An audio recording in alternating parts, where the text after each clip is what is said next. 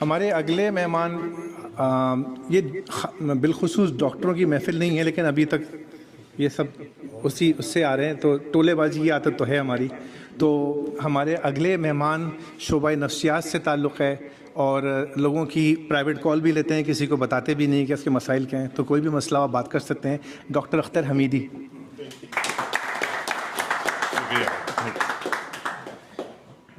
Private کال کا تذکرہ کرنا ضروری تھا.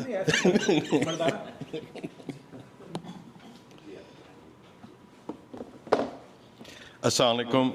سب سے پہلے تو فرزندہ بھابھی اور بابر کا شکریہ بہت بہت کہ اتنی خوبصورت تقریب آپ نے اہتمام کیا اس کا.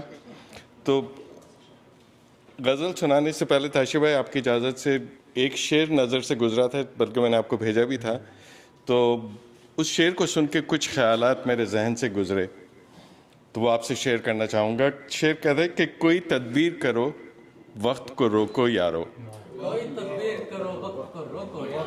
کوئی تدبیر کرو وقت کو روکو یارو، صبح دیکھی ہی نہیں شام ہوئی جاتی ہے. تو شکریہ بابا. تو اس شعر سے اس مضمون پہ جوانی میں بڑے اشعار سنے ہیں، لیکن اس وقت جوانی کے خمار میں یہ کہہ کے نکل جاتے تھے کہ شاید ابھی وقت آیا نہیں، تو اس پہ کیا سوچیں. لیکن اس بار جب میں نے اس کو سنا تو مجھے تھوڑا سا مختلف خیال آئے ذہن کے اندر، کچھ اور سوچ ابھری کہ یہ در حقیقت ہماری طبعی عمر کی بات نہیں کر رہے، کہ اگر صبح اور شام جو ہے اس کا تعلق ہماری کرونالوجیکل ایج سے نہیں ہے، اس کا تعلق ہماری سوچ سے ہے. اور میں نے اس کو جب اپنے پہ لاگو کیا تو پتہ چلا کہ واقعی ہم خود ہیں جو فکر فردہ کی تلاش میں حال حاضر کو جو ہے بالکل نظر انداز کر دیتے ہیں. تو صبح اٹھے، اچھے کپڑے پہنے، خوشبو لگائی، عام طور پہ انسان اس سے اچھا محسوس کرتا ہے، لیکن ہمارے ذہن میں کیا ہوتا ہے کہیں کام پہ دیر نہ ہو جائے، فلانی میٹنگ اٹینڈ کرنی، اس میں کیا بتائیں گے جا کے. سڑک پہ نکلے، اس پہ جھنجلا رہے ہیں کہ لوگ کس طرح گاڑیاں چلا رہے ہیں، کون آگے نکل رہا ہے، کون پیچھے، کہاں ایکسیڈنٹ ہو گیا، بجائے اس کے کہ آس پاس کی جو ہریالی ہے اس کو دیکھیں، نیلے آسمان کو دیکھیں، سورج کی نکلتی کرنوں کو انجوائے کریں. ہم اس میں الجھے رہتے ہیں کہ نیگیٹو چیز کیا ہے. وہاں پہ کام پہ پہنچے، نرس نے غلطی کر دی، اس پہ ناراض ہو رہے ہیں، آفس مینیجر نے پیشنٹ زیادہ بک کر لیے تو اس پہ خفا ہونے لگے، بجائے اس کے کہ دیکھیں کہ وہ شخص جو آپ کے سامنے کھڑا ہے اس میں کیا کیا خوبیاں، آپ کس چیز سے اس سے محظوظ ہو سکتے ہیں، انجوائے کر سکتے ہیں اس کو. تو در حقیقت ہم اپنی شام اپنے آپ پہ خود طاری کرتے ہیں. تو اگر دیکھا جائے تو اس وقت یہ موقع ہے میری صبح کا، اس کو اگر میں نے انجوائے کر لیا تو شام جب اگر حقیقی معنوں میں آئے گی تو اس وقت میں تو جا چکا ہوں گا، فیملی والوں کے اوپر شاید اس کا اثر ہو. تو مجھے شام نہیں دیکھنی. اگر ہم اپنے نفس کو جو ہے، اپنے آس پاس کی روشنی کو، اپنی خوبصورتی کو انجوائے کرتے رہیں تو ہم آگے بڑھ سکتے ہیں اور اپنے آپ اپنا صبح ہر وقت طاری کر سکتے ہیں. اس سے آنکھوں کا کھلا ہونا یا بند ہونا ضروری نہیں. ہم سوتے میں اچھے خواب دیکھیں، اگر دن کے اندر سوچ ہے تو ہم اس کو انجوائے کر سکتے ہیں. تو اس پہ فراز نے ایک بڑا خوبصورت شعر کہا ہے کہ ایسی تاریکیاں آنکھوں میں بسی ہیں کہ فراز، ایسی تاریکیاں آنکھوں میں بسی ہیں کہ فراز، رات تو رات ہے ہم دن میں جلاتے ہیں چراغ. تو شکریہ والو.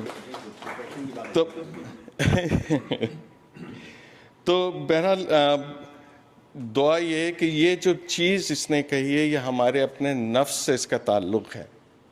جو ہماری اندر کی سوچ ہے وہ ہمیں صبح دکھاتی ہے، اور وہی سوچ ہم پہ شام جو ہے اس کو طاری کرتی ہے. تو اگر ہم دعا یہ کرتا ہوں میں کہ ہماری صبح تب تک جب تک کہ آخری سانس نہ لیں اس وقت تک چلتی رہے، اور وہ ہمارے اپنے ہاتھ میں. تو اسی زمین پہ، اسی موضوع پہ بات کرتے ہوئے امجد اسلام امجد کی ایک نظم ہے، آزاد نظم، تو اگر اجازت ہو تو پیش کرنا چاہوں گا. کہو مجھ سے محبت ہے. محبت کی طبیعت میں یہ کیسا بچپنا قدرت نے رکھا ہے. محبت کی طبیعت میں یہ کیسا بچپنا قدرت نے رکھا ہے کہ یہ جتنی پرانی جتنی بھی مضبوط ہو جائے جتنی بھی مضبوط ہو جائے اسے تائید تازہ کی ضرورت پھر بھی رہتی ہے. شکریہ. اسے تائید تازہ کی ضرورت پھر بھی رہتی ہے. یقین کی آخری حد تک دلوں میں لہلاتی ہو. یقین کی آخری حد تک دلوں میں لہلاتی ہو. نگاہوں سے ٹپکتی ہو, لہو میں جگمگاتی ہو. ہزاروں طرح کے دلکش حسین حالے بناتی ہو. اسے اظہار کے لفظوں کی حاجت پھر بھی رہتی ہے. اسے اظہار کے لفظوں کی حاجت پھر بھی رہتی ہے. محبت مانگتی ہے یوں گواہی اپنے ہونے کی. محبت مانگتی ہے یوں گواہی اپنے ہونے کی کہ جیسے طفل سادہ شام کو ایک بیج بوئے اور شب میں بارہا اٹھے, زمین کھود کر دیکھے کہ پودا اب کہاں تک ہے. زمین کو کھود کر دیکھے کہ پودا اب کہاں تک ہے. محبت کی طبیعت میں عجب تکرار کی خو ہے کہ یہ اقرار کے لفظوں کو سننے سے نہیں تھکتی. محبت کی طبیعت میں عجب تکرار کی بو ہے کہ یہ اقرار کے لفظوں کو سننے سے نہیں تھکتی. بچھڑنے کی گھڑی ہو یا کوئی ملنے کی ساعت ہو. بچھڑنے کی گھڑی ہو یا کوئی ملنے کی ساعت ہو, اسے بس ایک ہی دھن ہے, کہو مجھ سے محبت ہے, کہو مجھ سے محبت ہے.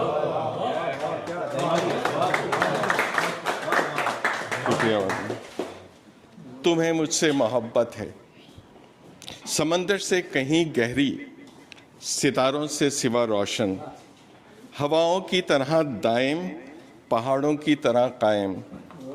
زمین سے آسماں تک جس قدر اچھے مناظر ہیں, محبت کے کنائے ہیں, وفا کے استارے ہیں, ہمارے ہیں.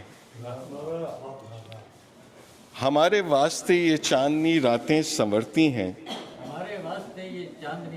ہمارے واسطے یہ چاندنی راتیں سنورتی ہیں.